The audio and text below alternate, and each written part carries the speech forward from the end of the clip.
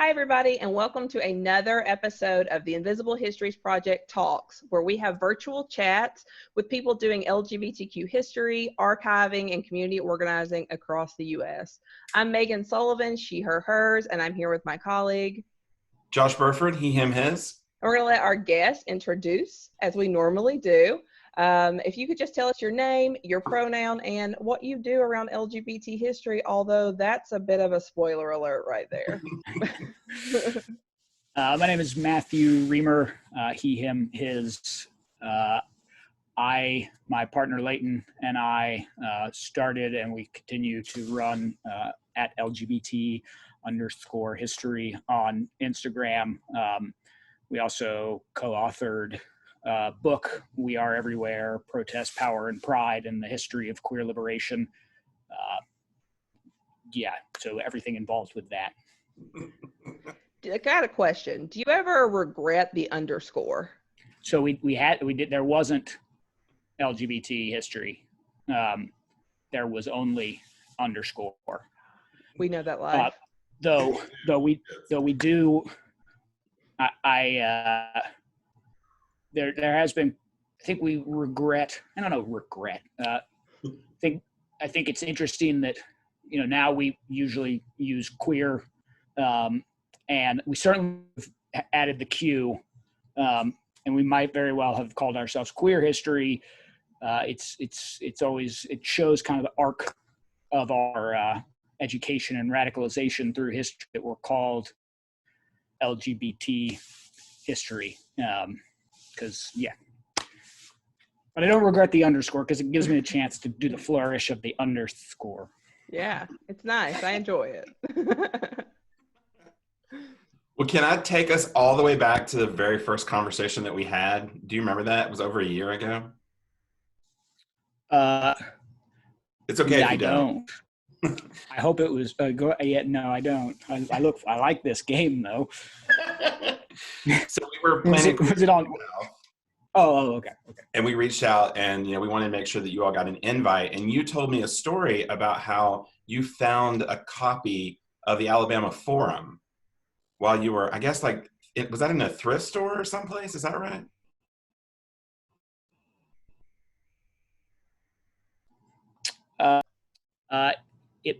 So I found a few copies of the forum, either on eBay, or could have just been in an archive. But go ahead. Which? Well, I wasn't thinking about a specific copy per se, more that just the fact that it made me feel very connected, to the work that we were all doing, that this paper that was so important in Alabama, continues to show up in all these other places. Yeah. I mean, so during doing research for the book, part of my process was basically reading periodicals. As much as I could find, not just looking for individual stories or articles, but actually reading runs of queer periodicals. And I read the Alabama Forum. I have read the Alabama Forum. And it's one of, and I hesitate to fall into kind of the tropes about making heroes out of all those who live south of Mason-Dixon simply by virtue of living south, but to study the truths and the realities and the navigations firsthand. I mean, to see it in a queer periodical was this revelation. And I'm trying to think. It was in '87. I can find it. So I wish I could just rattle off the guy's name, but it was specifically about some editorial specifically starts off. Every time I say I'm a proud gay man from Alabama, I get looks. People say, well, why aren't when are you moving to California and New York? And the whole thing is just about his reaction to that nonsense. And that kind of reshaped and continues to reshape my consciousness and that metronormativity and what we, which is just another one of the baked into the cake prejudices that the queer community has. Right. The notion that you should, we ask members of our own community to leave behind parts of themselves in order to participate in our community. And if we were talking about gender or sexuality or any other identifying immutable characteristic, it would be unacceptable. But for some reason, there is still this knee-jerk reaction to the South. Well, and I think so much of what you all are doing on Instagram with LGBT history just really reminds me of those early periodicals, because it's, they were so locally specific, but they were trying to think bigger. They were trying to tell larger stories. I mean, I'm just thinking like Upfront magazine from Pensacola in the 70s, and Praxis from Auburn, and Ambush and New Orleans, and The Blade. Like they were trying to tell these stories. And then when they would put them out, people were consuming those stories who they never could have imagined was their audience, because they were really just writing for like the 100 gay people that they knew, but it had a much bigger outreach. So it's interesting the way you phrased it, because I don't know. So I don't want to ever speak definitively. Is it that they were writing bigger stories and consciously or that they just happened to, because they are bigger stories and they are these universal stories, and it's this tension that and I use the royal we because there is enough. I swear, some people think Leighton doesn't exist. He's around, but that we constantly have felt since the beginning of the Instagram account, and then in our individual, lives that and about kind of the goals of both our work and the liberation movement, that are we going for those big moments? Are we going for that, kind of the universal messaging, or is it through the individual and the community based? And if it happens to reverberate with people that we don't know and that in other places, that's great. And I hope that it inspires. And of course we fall on with that. And it's really sad to us. And part of what we've tried to do, and I don't think all that successfully, is to inspire a return to that real community-based kind of activism, because the experience of those in Pensacola, it goes without saying, I guess it doesn't go without saying, unfortunately. I guess among the three of us, it goes without saying, but it really is bizarre how it doesn't go without saying that the experience of those in Pensacola is vastly different than the experience of those in DC or wherever. And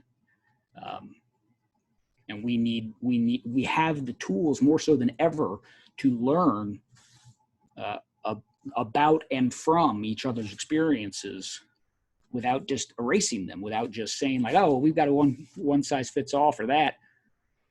And it's really frustrating, as I have learned more and more about the capabilities of those pre-internet, the capabilities of those pre-social media to connect and communicate and build, and how we've, I think, squandered that. And as soon as I say that, I realize we also have done amazing things with the technology, and I don't want to sound too pessimistic. So moving on. Well, things are really lining up now in a way that I don't think we give ourselves enough credit for. When Mattachine started, they wanted to get the message out. So they started a publication, and then DOB does the same thing with the Ladder. But nobody was really thinking about preservation. Like they were just thinking about, okay, we got to get this out. We got to get people reading it. We got to get people at the march. We have to get to Philadelphia. on July 4th for that kind of stuff. Now we've got all these different conduits. We have archival repositories that have the staffing. We have projects like IHP that are doing the work. And then we have these venues outside of academia through like your project and through like Queer Appalachia and these other folks, but we can push that out in a stream, which we have never been able to do before. And then we can leave, you know, how you feel about it up to the people who are consuming the media. Yeah. Yeah. And that's right. And I mean, well, certainly when it comes to the incredible archival projects that, you know, we hope are continuing to gain visibility, and that if anything, we hope that our Instagram account continues, or has at least started to draw attention to how necessary it is to get your stuff to the archives. Right. And I think, you know, the idea, if all things being equal, make of it what you will. We put it out there. You make of it what you will. Is the ideal, right? I mean, that's. Mm-hmm. But unfortunately, the forces that we're working that are on the other side saying, here's what you should make of it. Mm-hmm. What you should make of it is conform, erase. Yeah. Are so strong that, you know, I think that I at least so far have felt a real obligation to make no bones about. I don't attempt any objectivity in my approach to history. I don't. Right. I mean, I think that's. I don't think anybody really does. I think nobody does. You know, a white cis man's objectivity is as questionable as anything. Or white cis straight man. I am a white cis man. So, but I think a consciousness of telling a story telling a history with an eye toward the future, but also being very open and relying on criticism and pushback and recognizing that I don't know, like, and needing to hear when I've misrepresented or failed to represent, and that's been one of the most incredible things about the Instagram account and how big it's, you know, the follower base has gotten, is every time we will put something up and have someone in the, you know, out there say, well, that's me, or that's my lover, and, you know, he passed, or that's my mom, or those are my moms, or right. And I mean, some connection, or I was there, or more to the point that that's not right. Yeah. And that's an important piece of it. You've not represented X correctly. And we have learned trial by fire. We came into this white, cis, privileged, gay. Oh, did I freeze? It says my internet connection is unstable. Okay, sorry. White, cis, privileged, gay men who very much took a look how far we've come approach. And as the Instagram grew, we heard more and more and more from people who dug what we were doing, but thought, you know, our consciousness needed raising, and they were right. And you know, I think the thing we're most proud of in a lot of ways is that we you know, we try yeah. to to do our best. I mean, it is a process. I mean, we're talking, there's no small feat in trying to archive or historically interpret the history of a community this diverse. I mean, it's no small feat to even consider doing it. And so like the act itself and the act of being able to grow from that is like, that is the whole point as far as I'm concerned. Like that we're in, like you said, you're in a position for someone to go, okay, that didn't work and you got that wrong. And instead of going, damn it, I'm working so hard, like people going, yeah, you're right. Like, let me roll back this tape and see if we can fix it. I know you guys get asked a lot about like how you got started, but what I'm interested in is like, what is the weirdest thing now for you about having the kind of following that you have online that maybe you didn't expect? I mean, because you guys are followed by quite a lot of sort of high profile folks, right? Yeah. It's all weird. We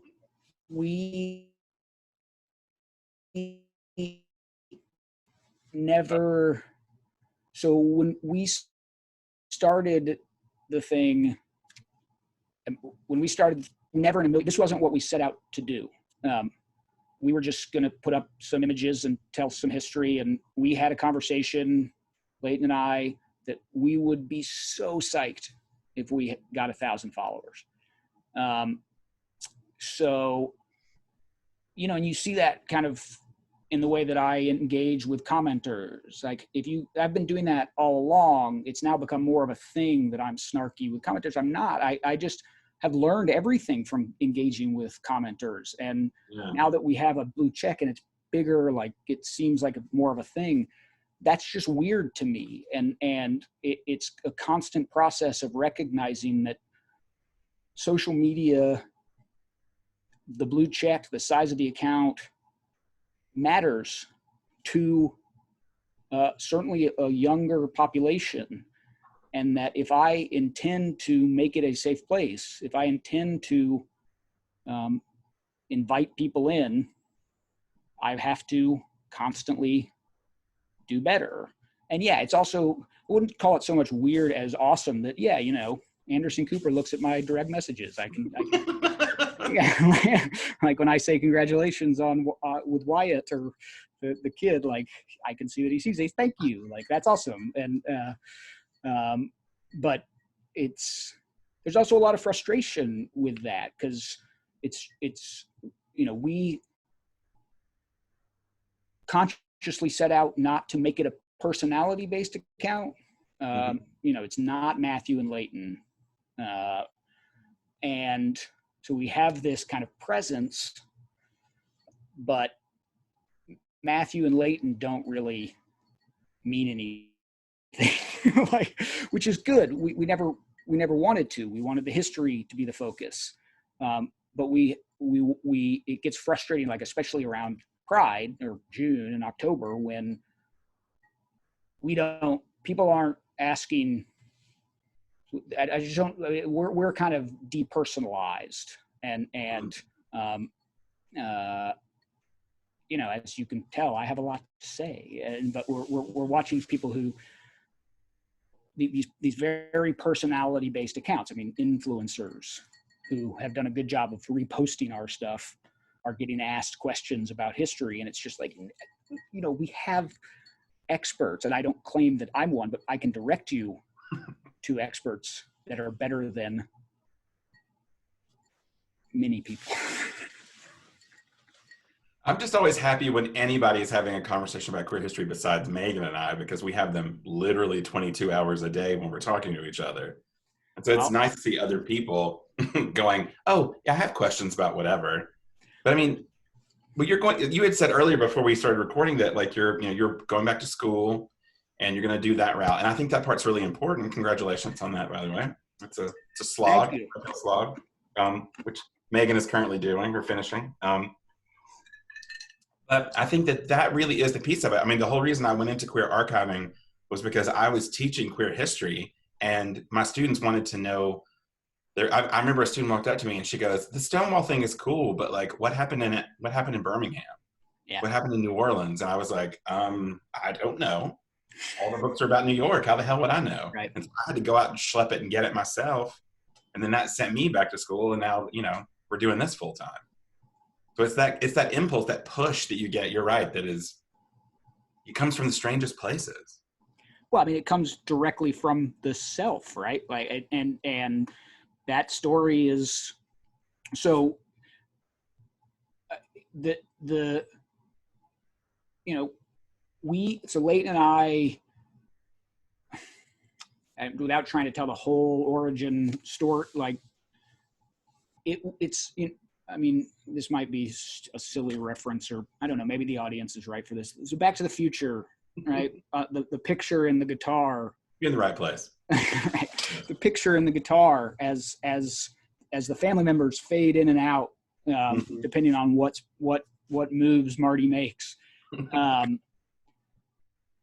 It was as we started to make connections, especially, and a lot of our work has to do with the images, and as we started to be able to see that these aren't just funny queens and awesome butches and whatever. I mean, they are funny queens and awesome butches, not to diminish that, but that they're also the people that were there 365 days a year, working when it wasn't cool. Right. And, we became more complete, and we grew fuller.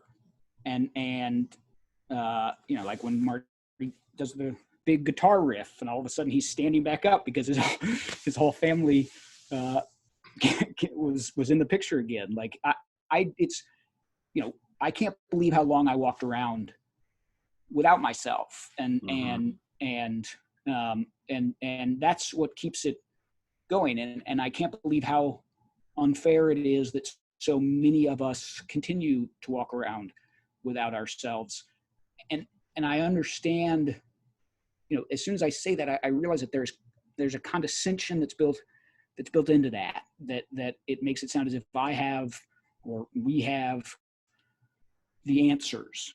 And to a certain extent, right, we do. I mean, we have at least the flashlight to start helping people.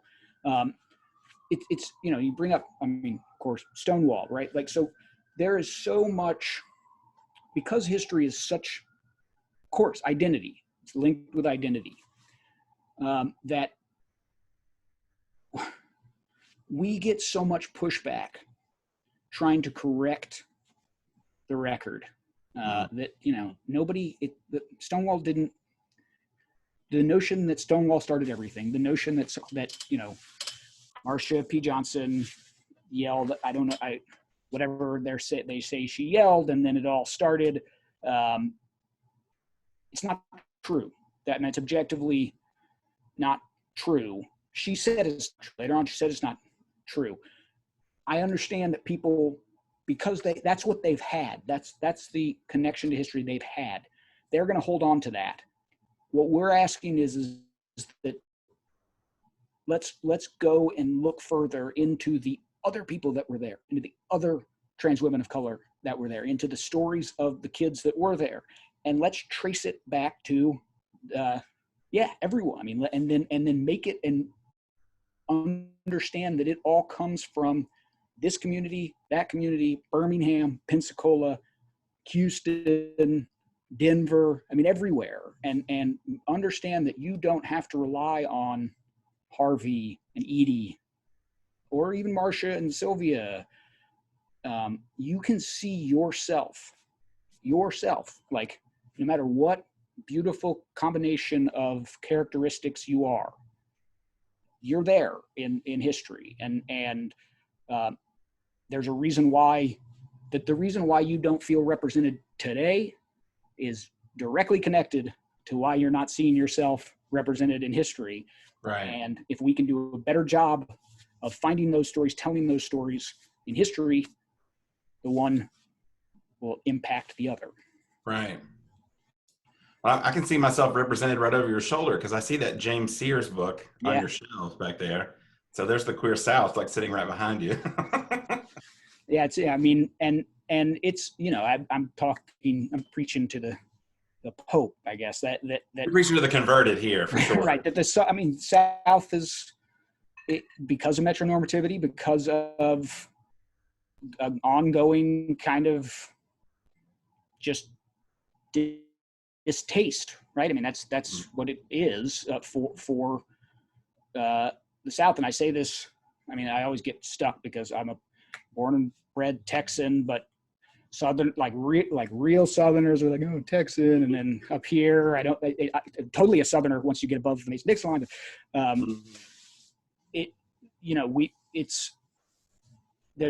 There hasn't been enough at all done, and I think one of the main reasons why is that it's difficult, and Lord, do we not? Lord, does it get tough? Well, Lord, do we not like challenges when it comes to?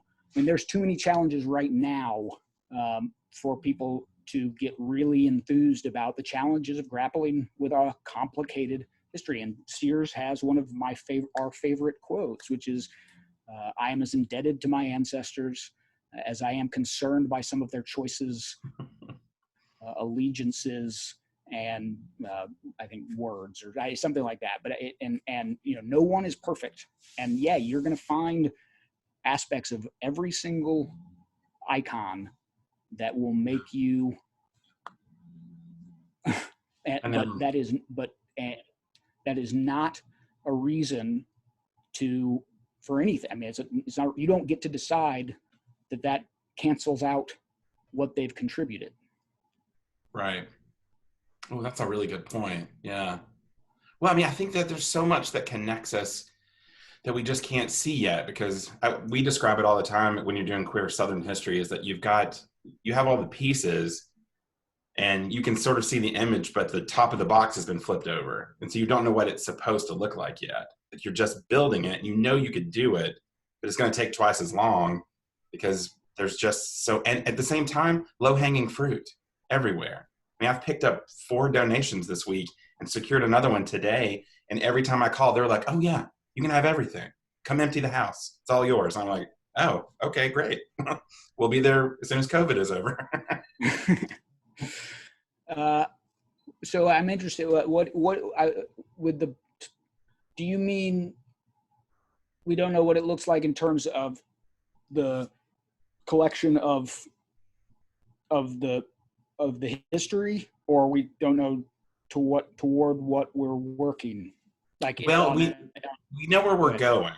That part is easy for us. I mean, we've envisioned, the next 10, 20 years, but we don't know what we can find. Like, we have limited expectations of our own history because we've never had it. And so the story that we always tell with IHP is that in my head, I said, well, if we can find something from the 50s, that would be cool. And then we found something from the 20s. And then I was like, oh, we found something from the 20s. And then we found something from the 1860s. And so I'm confounded constantly by my own limitations, because I don't even know how complicated my own history is, having grown up in Alabama, sitting across the street, by the way, like right now, from the first openly lesbian woman to run for mayor of Birmingham, who ran as a communist witch lesbian. Like, how did I not know that until a month ago? That's crazy. I mean, one of the things that we see with Southern folks is, because we've been told that there's nothing here and that our lives are so terrible, we've used that to raise money, because organizations have historically taken money out of the South and redistributed it for greater causes. And what has happened over time, we've said this narrative over and over, we've internalized it. So when we go to talk to people and they're like, I organized the first Pride March in rural Alabama or rural Mississippi, and we're like, oh my God, that's amazing. They're like, really? And I'm like, yeah, it's a big deal. This is historically significant. It's significant for your communities, but it's also connected to bigger national movements. Yeah. And, getting people to think about themselves in that way is one of the best things about our job. It's like the things you did and the things you are currently doing are historically significant and worth recording. And luckily, folks like to keep things. Southern folks will keep everything. So that has worked well for us, even if they didn't think it was important. They're putting it in a pocket somewhere. Yeah, I mean, as you could tell, I mean, y'all are speaking my language in it, and it never ceases to get me that the number of folks that we've, and it's from 45 years old up, that and of course, as you moving up, the greater likelihood that what you're talking about, the internalized whatever homophobia or like heteronormativity, racism, certain like that, people will show us photo albums of them hanging out with their group of friends in 1972 and wherever. And Leighton and I are just like, I mean, so part of it is that we're thinking about, what pops in terms of social media, but also just what needs to be saved. And the reaction is so consistently, this is just me and my friends, like, what? Like, I don't understand why this matters. Right. And part of that is being humble, I think. Part of that is an ageism that they don't want to admit maybe that their history. But then there's also this real intense, and it gets really intense when we hear about the amount of stuff that just gets thrown away at their passing, and it boggles the mind how much stuff is gone, and it which I hope I don't have to tell you, what you're doing is the Lord's work, and that there's so much focus on our identity here and now, and that's, of course, but that we do not do a good enough job talking about the fact, the axiom, that our identity is our history, and that unless and until we have a complete understanding of our history, we're spinning our wheels, and the proof is in the pudding.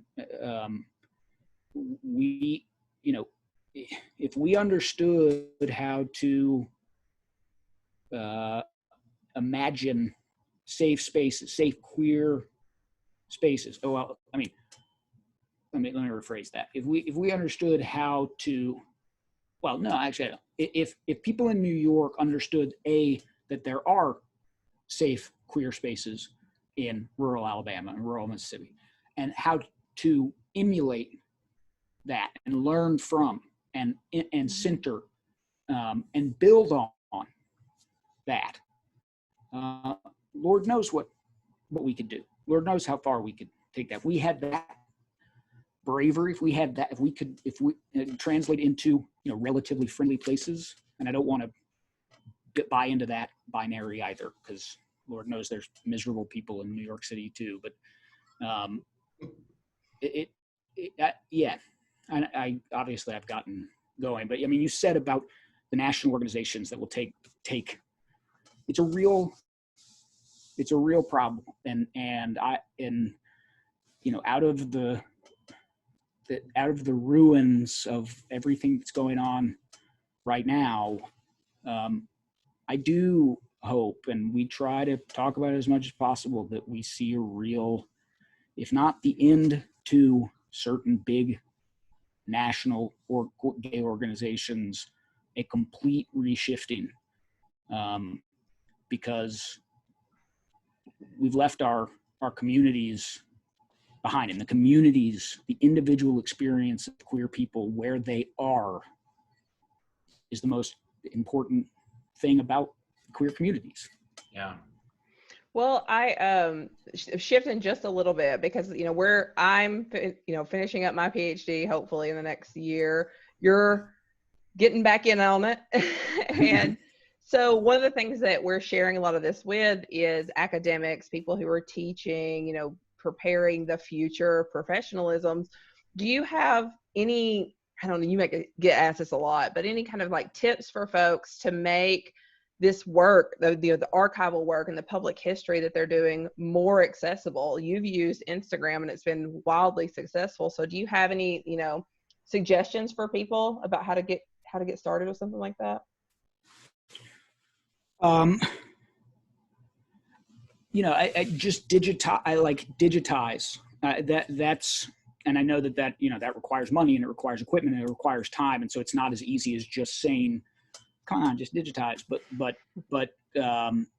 that is, because everything we've been able to do has been because of high quality digitization of photos and some ephemera at archives that we can use, and then it creates this the rarer, even though it's not necessarily rare, but putting up those images that the forum, is it 87 or 89 when the first the first official Birmingham Pride, it's just, and the cover of the forum is like, we did it, or like, we made history, and they've got there's picture after picture of the first Pride, and we can't for the life of us track down those original pictures. And I'm looking at y'all. Maybe y'all, I'll have to find a photographer. We may or may not have putting well, yeah, and that type of image, what keeps us going is the belief that I don't know what, anybody, that's going to cause a dissertation at some point. That's going to cause another account that's going,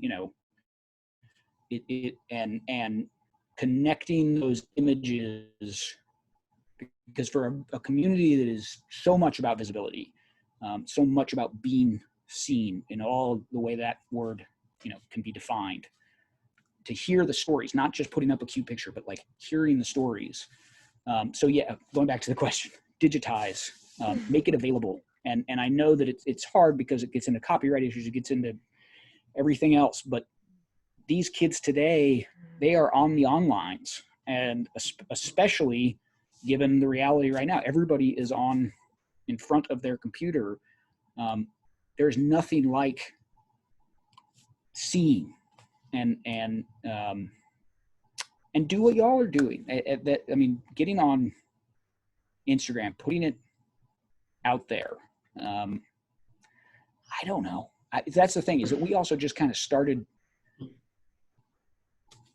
just to screw around, and we hit a nerve. I think we were kind of in the right place at the right time, and we're honored and privileged to continue to do this work, but we certainly don't. I don't know. To keep throwing till something sticks, basically, right? Yeah.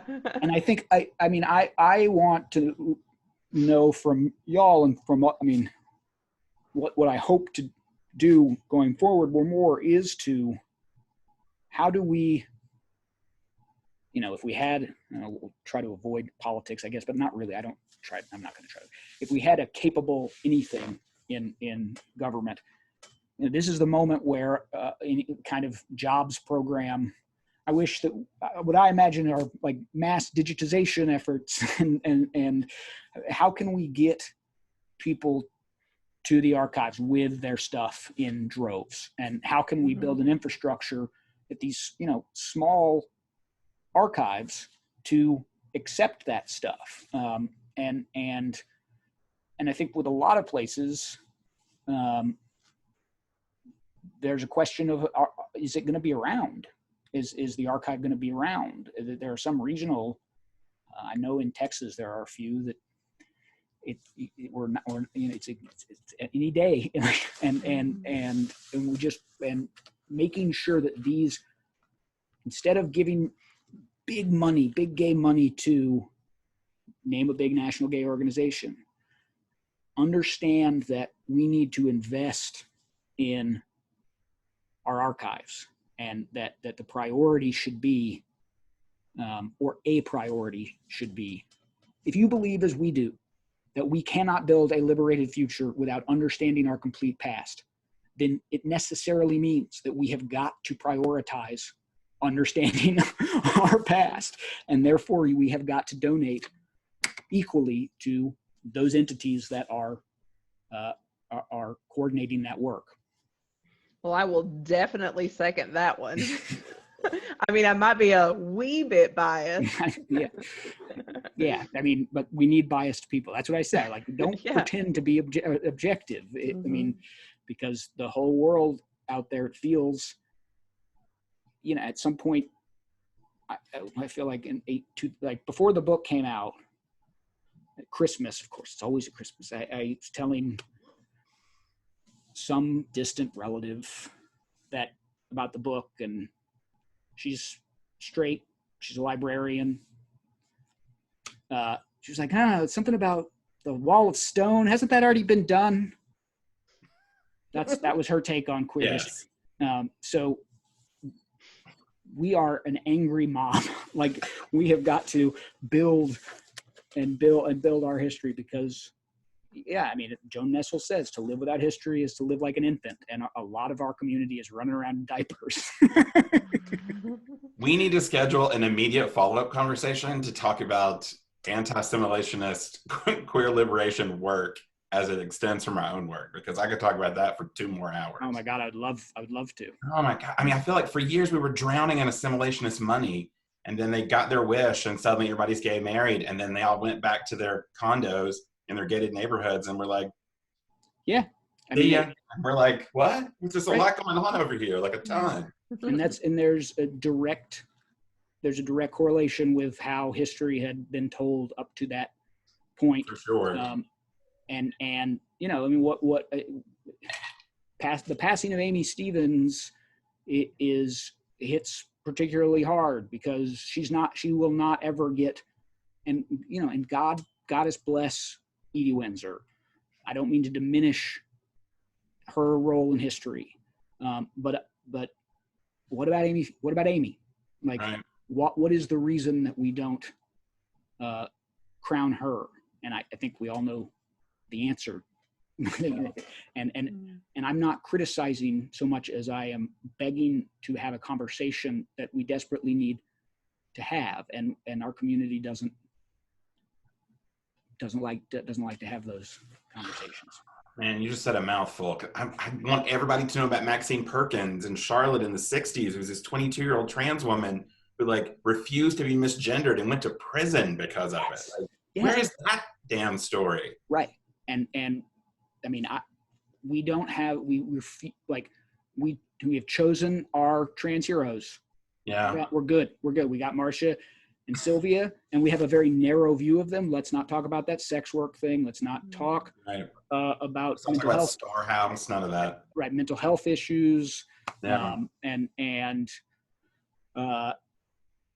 when we're booked up on trans heroes.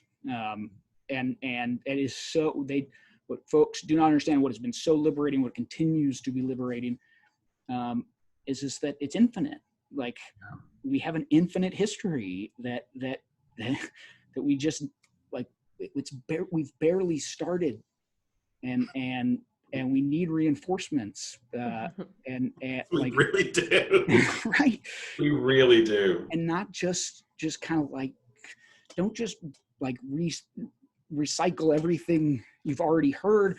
Let this inspire you to go find out, because I feel like we're always scared that we're going to become part of the problem, right? That we are kind of working against the narratives that have already been created. But of course, I mean, we're also creating narratives. I mean, we can't help it. We're human beings, like, try as we might. And don't just repeat what you're seeing. Go find more. And that's a very privileged thing to say, because of course not everybody can. But those with the privilege, expand the space. Don't just like live in it. Yeah. You just threw down this challenge for people to support archives, and so I'll throw down my own challenge of people to go and look through your damn stuff, because somebody has got that videotape or that 16 millimeter or that, Kodachrome film that's just sitting and waiting to inspire someone. So just go and get it.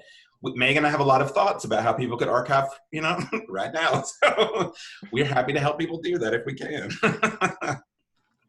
Yeah. You'll have to cut us off at some point. Otherwise, we'll just talk all night. Yeah. Well, that's a great place. Then thank you so much for talking with us. We'll make sure that we link to your Instagram. We'll also link to the We Are Everywhere book where you can buy. I'll try to find some small local queer bookstores that you can purchase it through, which is extremely important right now. And so please support local businesses as well as queer history in all of its ways, and dig through your boxes, folks. Thank you very much. Goodbye. Thank you. Bye.